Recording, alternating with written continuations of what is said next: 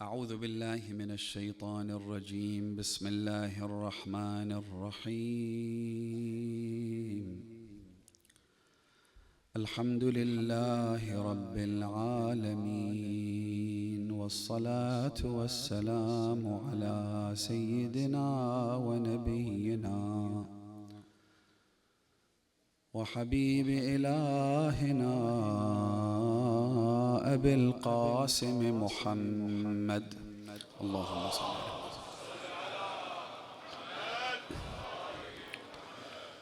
وعلى أهل بيته الطيبين الطاهرين المعصومين المكرمين الغر الميامين،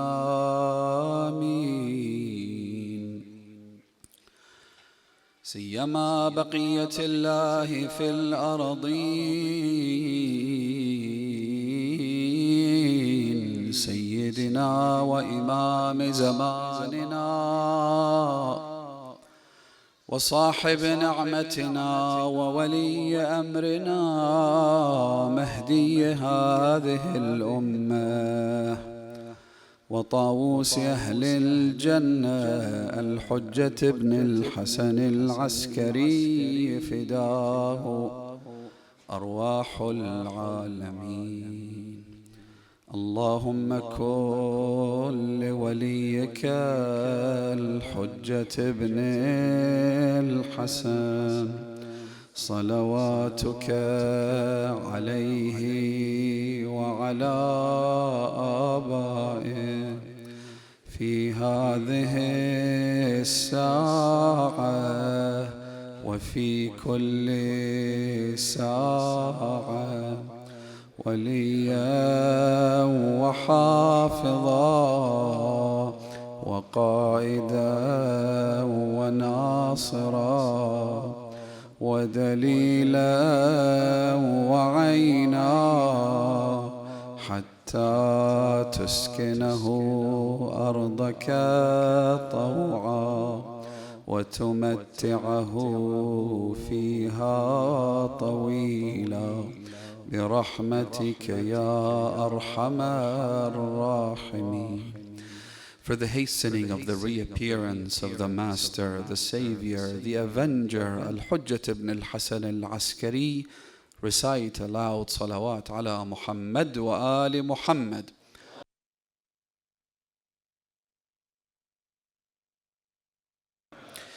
My dear brothers and sisters, Assalamu alaikum wa rahmatullahi wa barakatuh. In the afternoon of the day of Ashura, the battle of the swords ended. But there was another battle that had just begun. Instead of the battle of the swords, the battle of the words had started. The most spectacular pride parades were organized across Sham, complete with musical instruments of all shapes and sizes, to celebrate not just the killing of Hussein, but the killing of the idea of Hussein. This past March, the former State Secretary for the Danish Foreign Ministry, a man by the name of Jørgen Moller, wrote an article titled "The World War Over Values." And in the article he talks about how the Ukraine war will end because every war ends at some point. But there is another war that is brewing, a cold war. Sometimes it takes a hot form, but it's a war that is taking place across the globe over values, principles, morality, what's right and what's wrong. And he talks about the different actors in this war and some of the different techniques, some of the weapons that are being used in order to further what he calls this aggressive neoliberal agenda, sometimes known as wokeism. He says that we have different fronts, we have different actors. Who knows who's going to win or lose, but ultimately what we must be aware of is that this war is happening as we speak. And so tonight's topic is going to be a continuation of last night's topic, which was how to start a new religion. Tonight, I want to talk about how to destroy society's moral compass. Again, what would someone do if that was their objective? What are some of the tools they would use, some of the mechanisms, some of the plots and schemes in order to deprive society of their moral compass, such that they don't know what's right and wrong? If you're lost in the desert and you don't have a compass and there's no one to guide you, which direction do you take? You wouldn't have a clue. Once you take that compass away, it becomes an endless maze where you take different directions based off of nothing more than a hunch. And you might end up dying of starvation and dehydration because you don't know your direction. There are three main points that I want to talk about tonight, inshallah. The three things that these bad actors have successfully deployed in the past and continue to do so today with even greater aggression. The first one, if you're going to destroy a society's moral compass and deprive them of their divine values and principles, the first thing you should do is to be as subtle as possible. Meaning, you take small incremental steps. Brute force often results in opposition. If you confront people and try and shove something down their throats with force, oftentimes they will resist this kind of attempt, and so in all likelihood it won't be successful. Instead, what you have to use is soft power. Instead of coercion, you have to introduce them to these concepts in a subliminal way, in a manner that is very, very subtle. And again, the key here is that it should take a long time. In other words, they say, play the long game. There's a famous expression which doesn't strictly apply to this conversation, but I think it's an interesting expression nonetheless, which says that the church thinks in centuries. Instead of planning for the next 5 years or 10 years, plan for the next 50 years. And you can spread out the different steps that you must follow in your roadmap towards destroying society's moral compass over that period. And in the process, you take away the element of brute force, you take away the element of shock and awe, you take away all these things that always produce a reaction, a negative reaction, and you can condition people into accepting your alternative value system. Conditioning is key. You know, the famous boiling frog metaphor, which I'm sure you've heard of. That if you throw the frog into a pot of boiling water, the frog will jump straight out because it'll sense the heat and it can't adjust to it.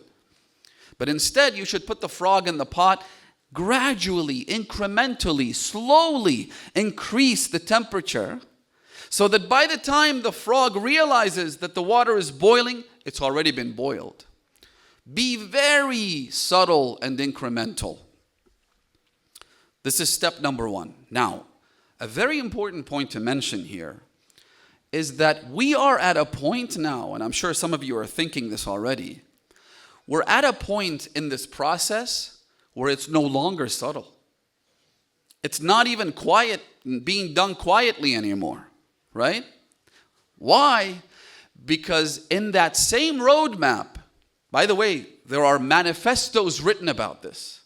There are actual authentic articles and books that have been published on how you can completely upend a society's moral system, completely destroy it in a very methodical manner. And it reads like Hitler's Mein Kampf. It's not even subtle. It's not shy in any way, shape, or form.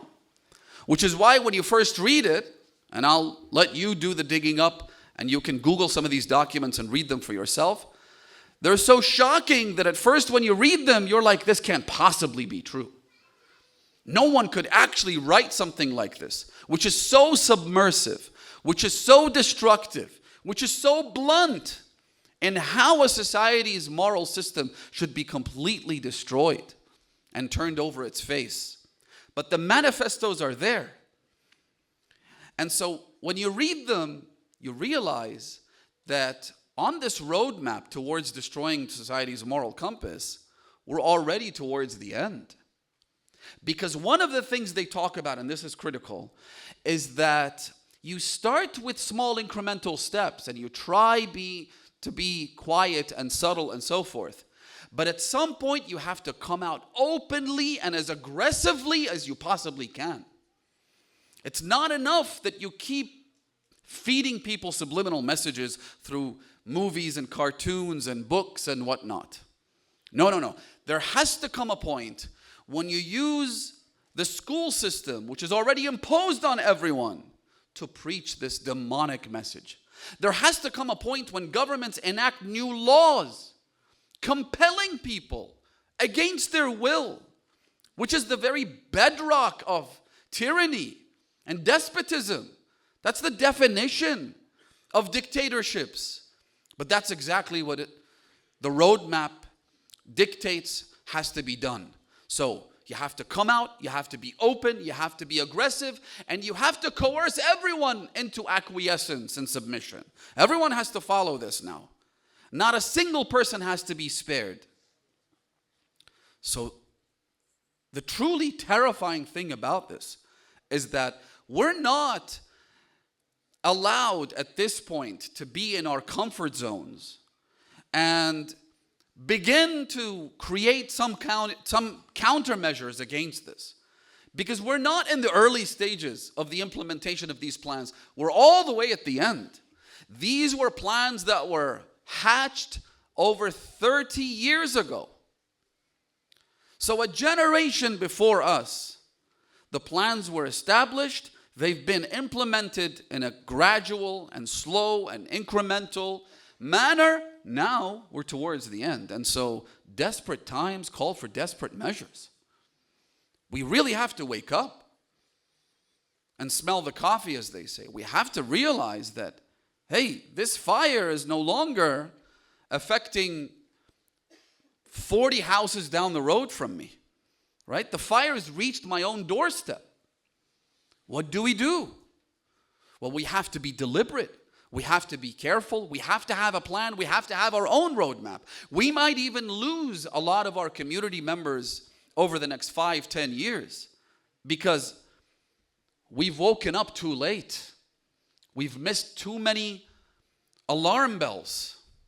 And now at this point, we have to run. We have to do something that is bold and firm and strong and unabashed. So, step number 1, begin slowly, then be aggressive towards the end. Step number 2, focus on the children. Because with children, obviously, their minds are simple. They're not mature to be able to discern what's right from wrong. And also, if you start there, you know that you can secure the next generation after them. And they're going to be around for a much longer time than the adult population. So start with them. Begin by dismantling the family unit. Begin by trying to destroy the very definition of a family. You start there. And this is incredibly dangerous. Our traditions, if you look at the words of the Holy Prophet and the Ahlul Bayt, they're so unequivocal about the importance of children and the youth. Remember the hadiths I quoted last night about the Imams warning us about the ghulat and the groups that attribute divinity to the Imams and whatnot and do certain actions which are contrary to our beliefs and our religiously sanctioned practices. In one of those hadiths, Imam al-Sadiq says the following. He says, احذروا على شبابكم من الغلات. He doesn't just say, be careful about the danger posed by the ghulat, by the exaggerators, by the ones that attribute divinity to the Imams. The Imam is more specific than that. He says, احذروا على شبابكم من الغلات. Be warned over your youth when it comes to the dangers posed by these deviant groups. Because the youth are much more susceptible. It goes without saying, it's obvious. Someone who's older and more established, they have their value system set and they have their beliefs and whatnot. It's very difficult to change them. That's why the most aggressive campaigns for the liberal woke mob, as they're called, are at university campuses. Because that's where there's a war of ideas, and the war of words are at their peak, guns blazing. So start with children. And again, these are the teachings of our Prophet and the Ahlul Bayt. Amir al-Mu'mineen says, إِنَّمَا قَلْبُ الْحَدَثِ كَالْأَرْضِ الْخَالِيَةِ مَا زُرِعَ فِيهَا شَيْءٌ إِلَّا قَبِلَتْ.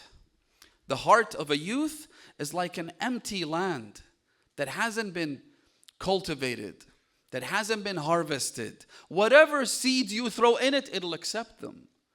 And it'll grow those seeds. It could be something that's useful and beneficial and nutritious, or it could be weeds. It could be something dangerous to the environment. There's a beautiful and equally terrifying hadith by the Holy Prophet Muhammad sallallahu alayhi wa alihi wa sallam.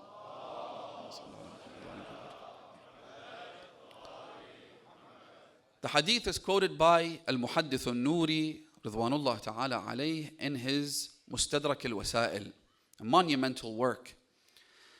And it quotes the Prophet as saying that I am concerned, وَيْلٌ لِأَبْنَاءِ آخِرِ الزَّمَانِ مِنْ آبَائِهِمْ. Woe unto the children of the latter days from their parents. So they say to the Prophet, min aba'ihim al-mushrikeen. Is it because these children have fathers and mothers who are polytheists and atheists and disbelievers? The Prophet says, no, min aba'ihim al-mu'mineen. It's their believing parents that are the cause of their misery and deviation. They say, Ya Rasulullah, why? He said, because number one, لا يعلمونهم من دينهم شيئا. They're not concerned with their children's religious education. It's like when people say, well, yeah, homeschooling's difficult. Using alternative means of education, they're not ideal. They're still at their beginning stages, fledgling. They're not fully mature. And so, we have no choice. We send our kids to these schools, even though we know all the problems that happen there. But why? They'll say, because they need social skills. What good are social skills when your children lose their moral compass and don't know right from wrong? What good does that do? And it's as if they won't learn social skills anywhere outside of school. Are schools the only bastions of social skills and behaviors? Of course not. They still have friends, they still have relatives, they still go to sports clubs, and they grow becoming productive adults. They enter the workforce. So to assume that social skills are exclusive to schools is problematic in itself. But what's more problematic is our ladder of priorities, right? We prioritize the wrong things. And again, this is something that I'm sure you can relate to. I'm sure you've seen this. If a set of parents had two kids, one of them was successful at school or work, the other was not so successful, but is more religious. Who do you think the parents would be more proud of? The one who's religious but not doing too well at work or school? Or the one who isn't that religious but comes back with all these great marks and grades? So you see where our priorities are completely out of place. Completely. The Prophet says that the problem with these parents is that they do not make an attempt to impart religious knowledge and divine values to their children. The parents come back home and they're either busy arguing amongst each other, or they're on the phone checking WhatsApp messages and whatnot, or watching TV. And the kids, God knows what they're up to. The parents have no clue because they're not interested. That's not their priority. As long as he's coming back with good grades, I'm happy. As long as I hope he stays out of trouble. And then when they realize that this boy or girl has actually been in trouble, they're in denial, they're in shock. They're like, no, not my boy, not my daughter. Because you've been absent, you've been completely gone, you have no clue. The sorts of poisonous material that are being fed to your children, be it from social media, from society, from their friends, from school, from university, from books that they might be reading, online material, you have no clue. So the Prophet says, وَيْلٌ لِأَبْنَاءِ آخِرِ الزَّمَانِ أو لِأَطْفَالِ آخِرِ الزَّمَانِ. Woe unto these kids from their parents. Then the Prophet adds another point. He says, and if the child, and again this is something that I personally have seen. He said, if the child develops somehow miraculously through the grace of Aba Abdullah al-Hussein, because they attended a majlis or because they made a prayer to the Imam of the time or whatever, if the child develops an interest in religion, the parents tell them, don't overdo it. You'll become an extremist. You're praying too much. You're wearing the hijab too much. I don't know whether it's a sense of guilt that the parents have, that they weren't the ones who imparted this knowledge, or because they're less than adequate when it comes to religious adherence. I don't know what it is, but I've seen too many parents who actually prevent their children from practicing their religion. If the child says, I want to go to Ziyaratul Arba'in, all of a sudden, no, you're not allowed to do that. But if the child wanted to go out with his friends or her friends or even take a vacation with them, that's not as bad. The Prophet says, woe unto the children and the time when parents become the source of deviation for their kids. So, the second point is what? Focus on the children. Focus on the family. Start with them when they're only 5 years old. When in fact, you look at our faith tradition, there's a beautiful hadith in which the Imam lays out a complete roadmap that is actually pretty specific as well for child rearing. I don't want to get into it now, but I'll just mention a couple of points in it. For instance, the Imam says that when your child turns 3, teach him or her to say La ilaha illallah. It's simple, it's easy. They're not able to communicate a little bit. On their 3rd birthday, instead of popping balloons and cutting cakes and all these things, I don't have a problem with that. But I'm just saying priorities. At the age of 3, on their birthday, teach them, honey, say La ilaha illallah. Then the Imam says, once they've said it, leave them until they're 3 years old and 7 months and 20 days old. That's very specific. Which tells you, again, like I said in the other night, this is like keys. These are like digits, numbers, very specific. When the child turns 3 years old, 3 years and 7 months and 20 days old, teach them to say, Muhammadun Rasulullah. Allahumma salli ala Muhammad.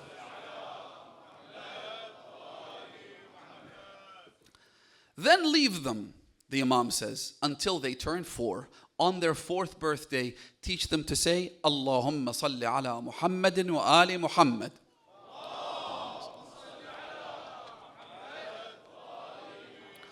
Then he says, leave them until they turn 5. At the age of 5, the Imam says, here's what you do. teach them to pray, you'd think? No. He says, begin by asking them, can they tell their right hand from their left hand? Do they know which one's right, which one's left? If they do, have them face the direction of the Qibla. They don't need to pray at that age. Face the direction of the Qibla. Then tell them to do sujood. Again, very simple. Just bow down, place your forehead on the ground at the age of 5. Then at the age of 6, the Imam says, leave him or her. Don't put too much pressure on them. Don't push them around. Just get them to do this. Wait until next year.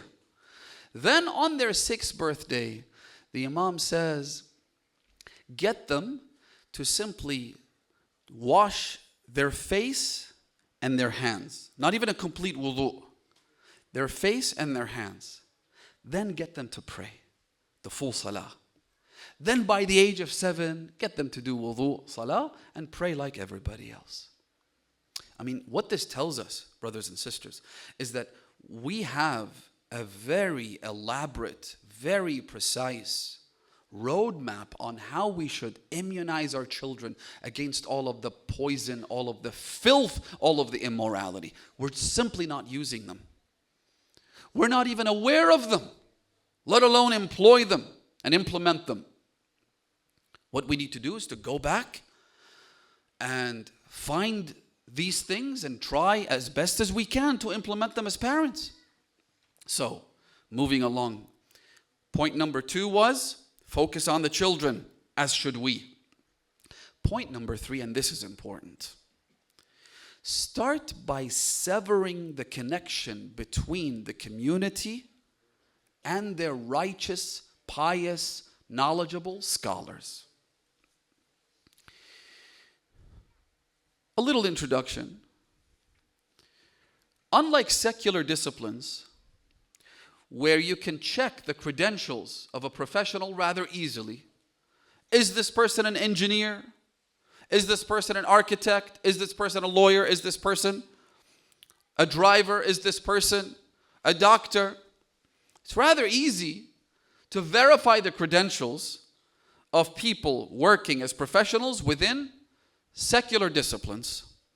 Usually there's a government overseeing the qualifications of these individuals, or there might be the government itself might have its own agencies, or it could be independent. Whatever the case may be, there are ways where you can verify.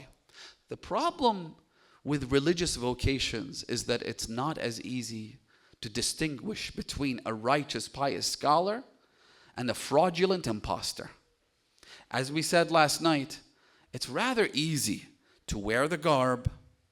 Sometimes you don't even need the garb because you're trying to keep up with the modern times. You're trying to appeal to a younger demographic.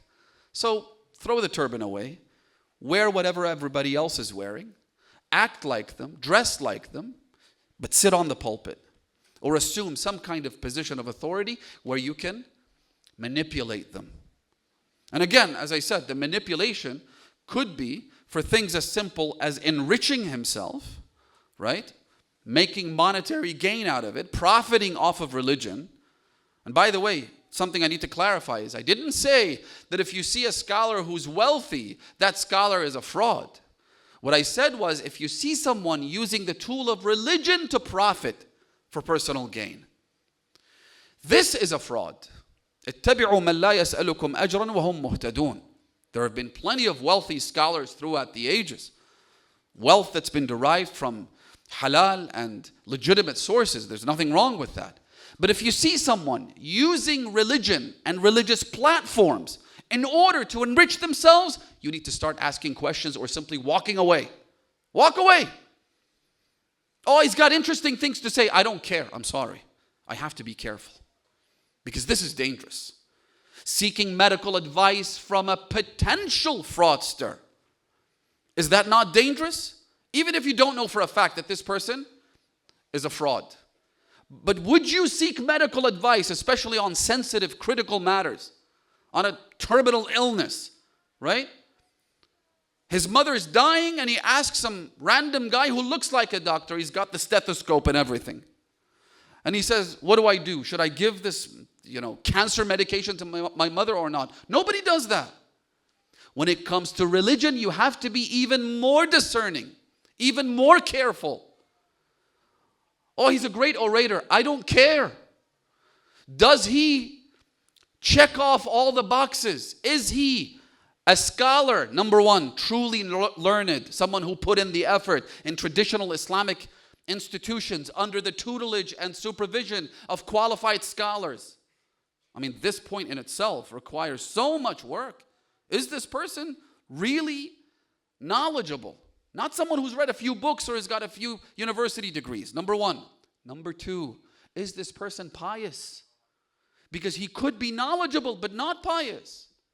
There have been plenty of examples like that in our history. Have you heard the name Ash-Shalmaghani? Do you know who this person was? He was the equivalent of the supreme marja' during the time of the lesser occultation.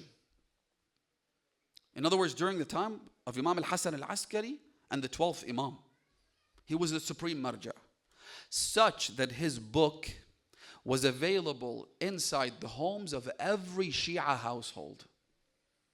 This is before Gutenberg. This is before the printing press, where books had to be replicated by scribes. They had to write them word for word. It was difficult to duplicate these books. And yet every Shia had a copy of his Risala. But the person, Al-Shalmaghani, deviated. He started in a gradual manner, then completely got to a point where he said that Allah subhanahu wa ta'ala He has, in a process of hulul, as it's called, is now inside of me. I am God incarnate. Anthropomorphism. He got to that stage. And the 12th Imam issued a statement, a written letter, min al-nahiya al-muqaddasa, condemning him as a deviant. And so at that point, every Shia threw his book out. Have we not had fraudulent so-called scholars in our history? Of course we have. People who have tried to use the religion for their personal gain? Of course we have.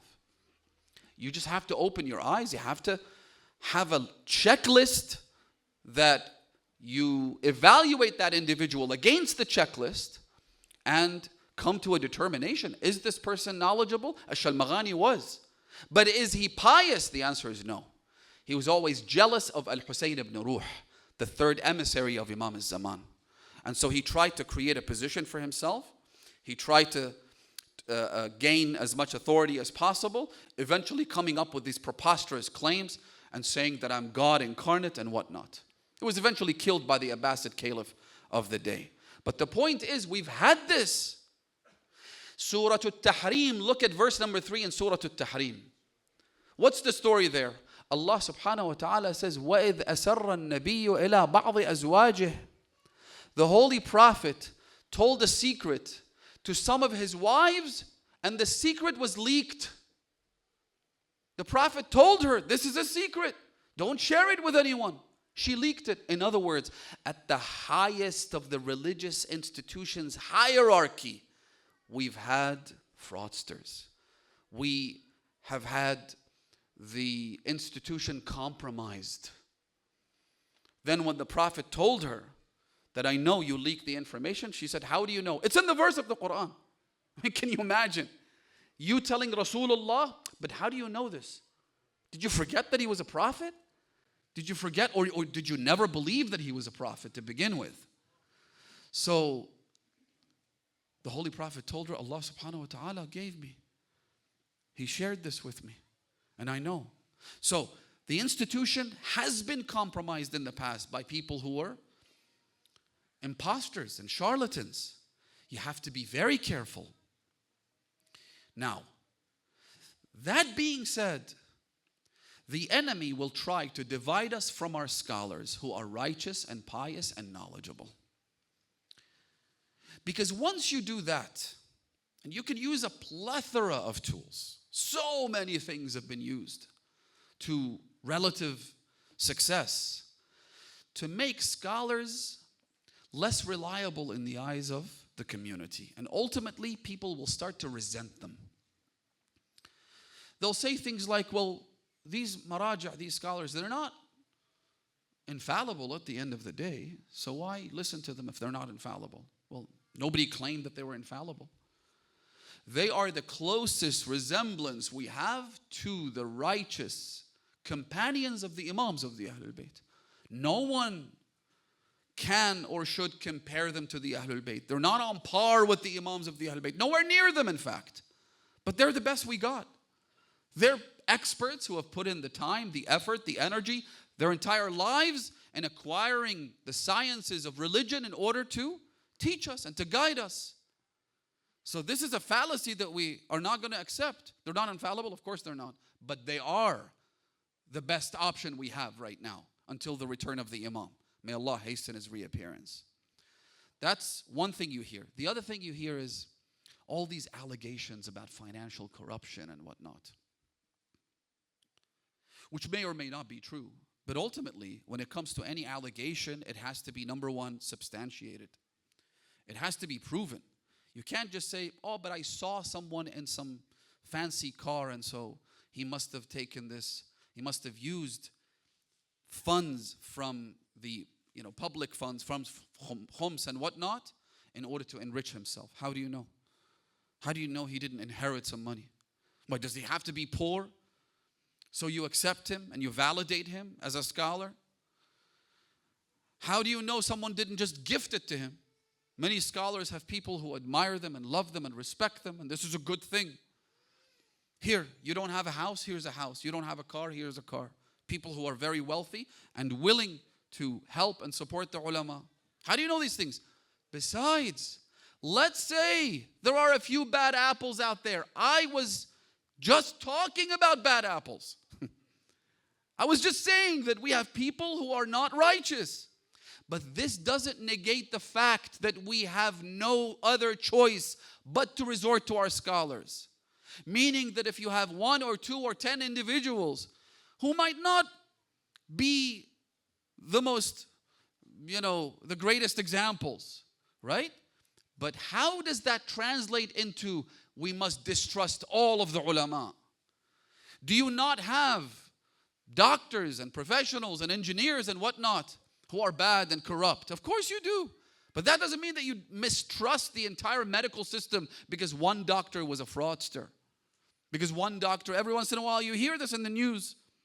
They found a doctor who was sexually abusing his patients. You found a doctor who was, organ harvesting, and doctors do this and doctors do that. So what?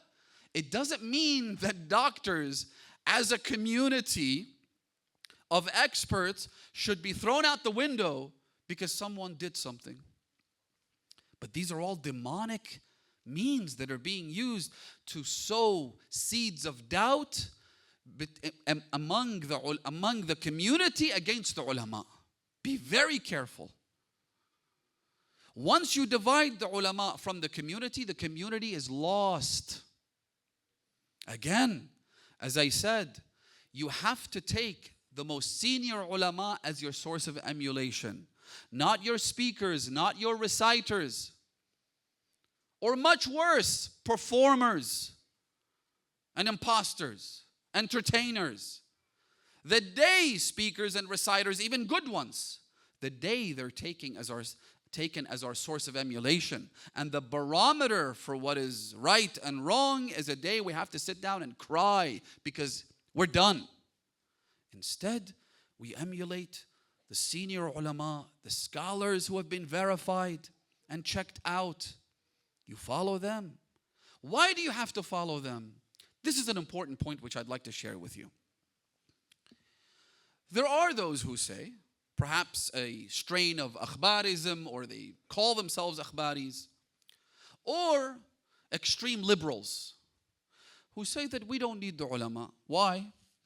Because we have access to the Quran and the hadiths of the Ahlul Bayt. I can directly go to the words of the Imams and I don't need scholars. This is a trending movement that we see nowadays. You don't need ulama.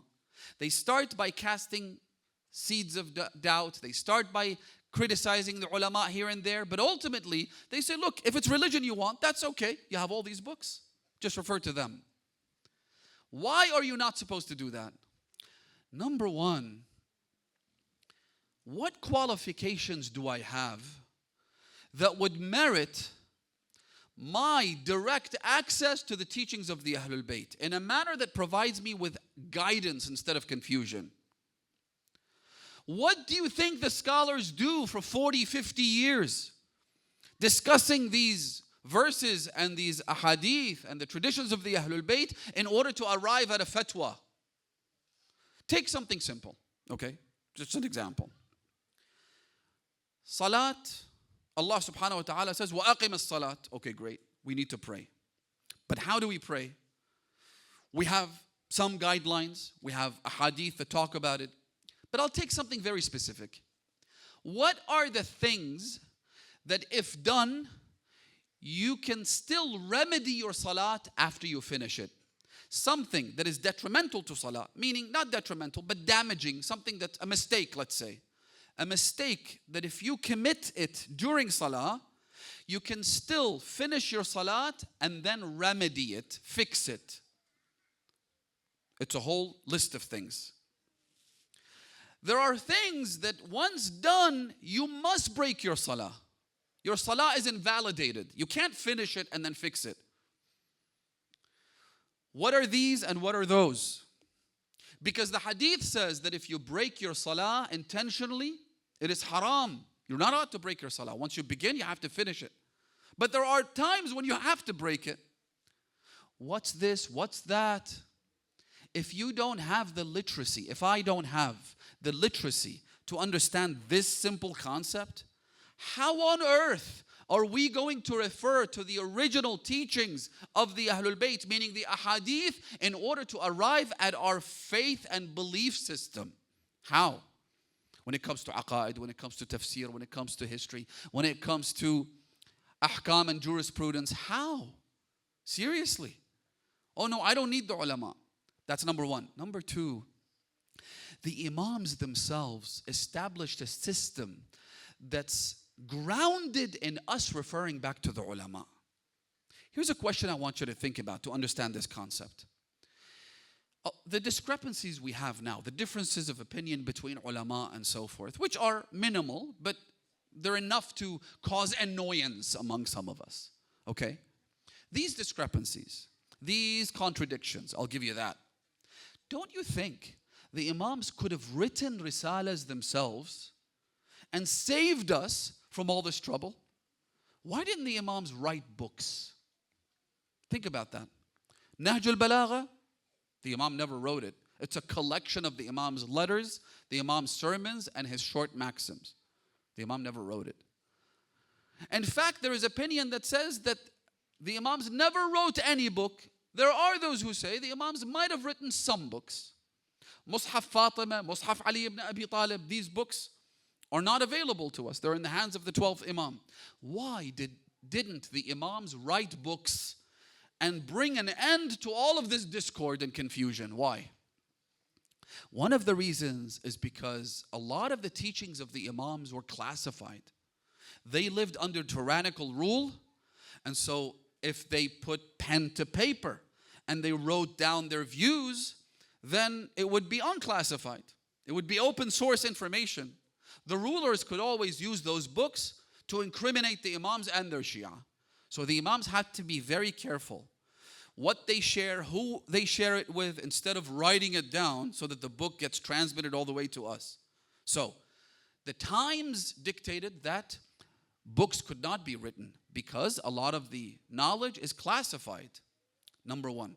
Number two, the imams wanted us to refer to their companions, to righteous scholars, to knowledgeable erudites. For instance, they come to one of the companions of Imam al-Baqir is a man by the name of Aban ibn Taghlib. The Imam said to him, Ya Aban, اذهب إلى مسجد النبي وفت الناس فإني أحب أن أرى مثلك في شيعتي. Oh Aban, I would like you to go to the masjid and to give fatwa to the people, to issue verdicts to the people. For I love to see more people like you amongst my fellowship. Imam al-Sadiq would say to the same person, Aban ibn Taghlib, he would say, اذهب وناظر الناس. Go and debate with people. And I would love to see more people like you. In other words, debating is not something that everyone should engage in. Polemical discussions are not, and I've talked about this in the past several times. Some of you might have heard me. My point here is that debating requires knowledge, number one, and requires expertise.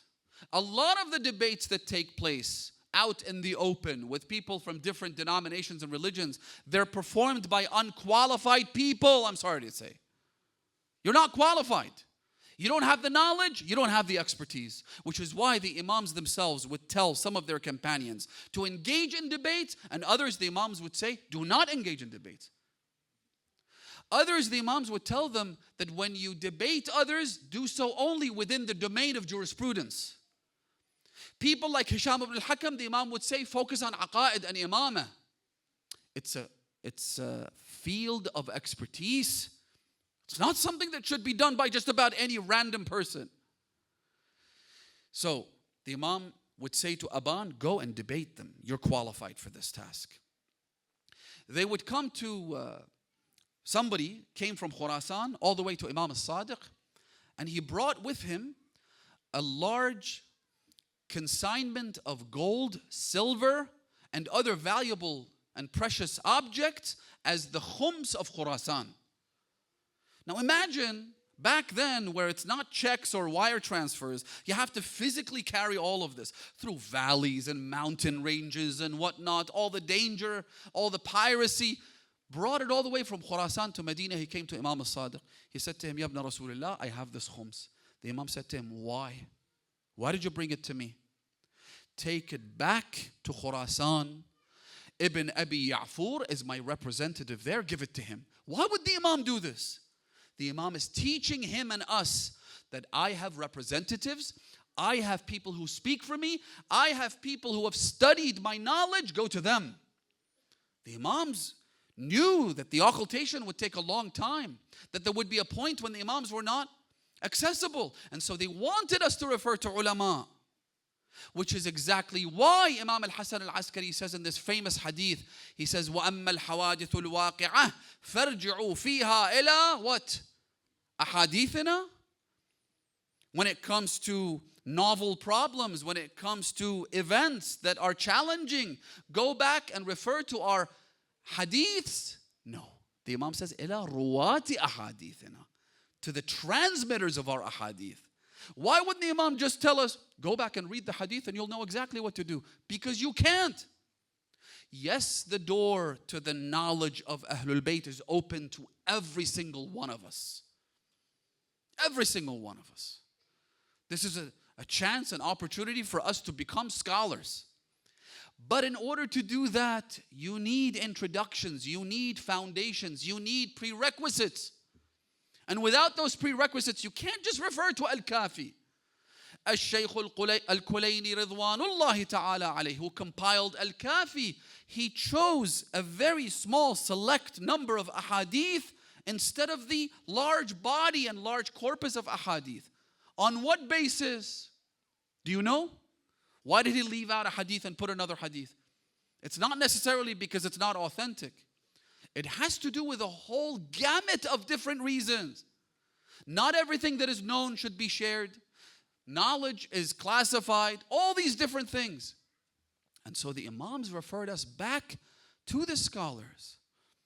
They come to Imam Al-Ridha alayhi salam. They tell him, Ya ibn Rasulullah, who do we take our religion from?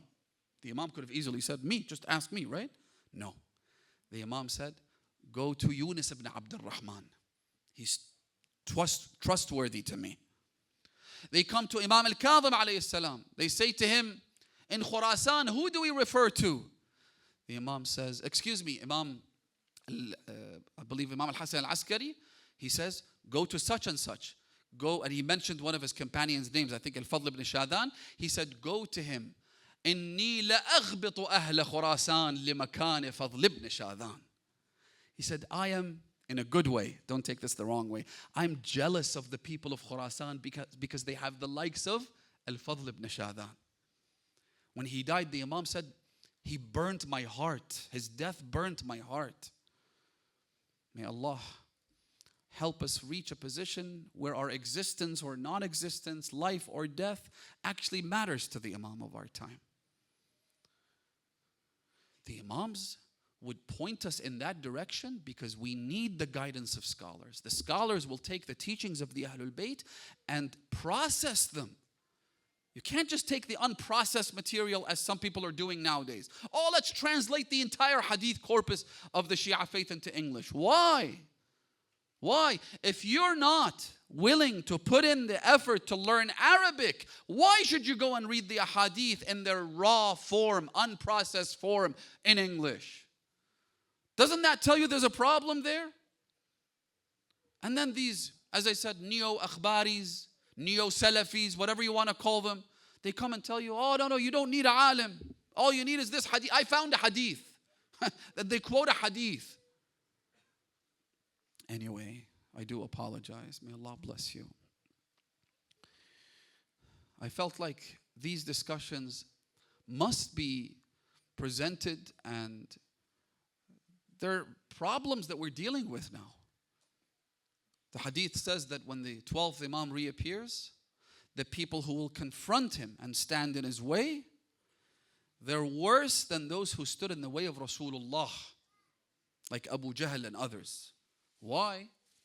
The Imam says because when the Prophet spoke to Abu Jahl and confronted him, he didn't have any logic. He didn't have any sound arguments to present. He simply said, U'lu hubal, I worship the idols. So to hell with you and your idols. But those who confront the Imam of the time, they'll be quoting verses from the Quran and hadiths of the Ahlul Bayt. Can you imagine? To the Imam himself. Because he learned a couple of things by reading some blog on the internet. Self-medication is what this is. You know how in medicine they tell you can't self-medicate. Even if you're a doctor, you're not allowed to self-medicate. You're not allowed to prescribe medications for yourself. You have to refer to an expert. And as such, we refer to our righteous, pious, knowledgeable, learned scholars. May Allah bless them and give them a long life of service so that they might guide us towards salvation. In Karbala, there were people who played a critical role even though they weren't even there. We'll talk about one of them tomorrow and one of them tonight. al-Baneen was never in Karbala, but she played one of the most significant roles in shaping the entire trajectory of Ashura. al-Baneen's role began a long time ago, before Ashura.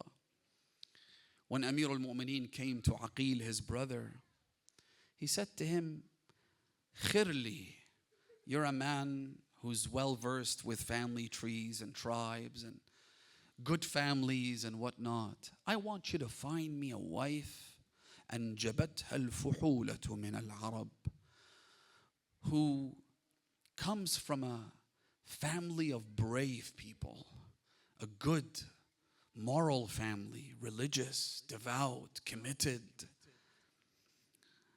Because for Abil Fadl al-Abbas and his brothers to be born, it's not enough that his father is Ali ibn Abi Talib. There has to be, that equation has to be complemented with the likes of al-Baneen, Fatima al-Kilabiyya, salamullahi alayha. And so al-Baneen always knew, بأبي هي وأمي. She knew that she had a mission in this life, and the mission was to invest in children who would stand up to protect the son of Fatima al-Zahra when he was left all alone, looking to the right and the left, not finding any of his companions. Allahu Akbar. al-Baneen gave everything she had in the way of the Imam of her time. She gave her children, but also her name. Her name is al-Baneen, the mother of the children. And yet after Ashura, she was heard saying, لا تدعوني ويك البنين تذكريني بليوث العرين. Stop calling me the mother of the children. You remind me of my lion cubs, my four boys. قد واصلوا الموت بقطع الوتين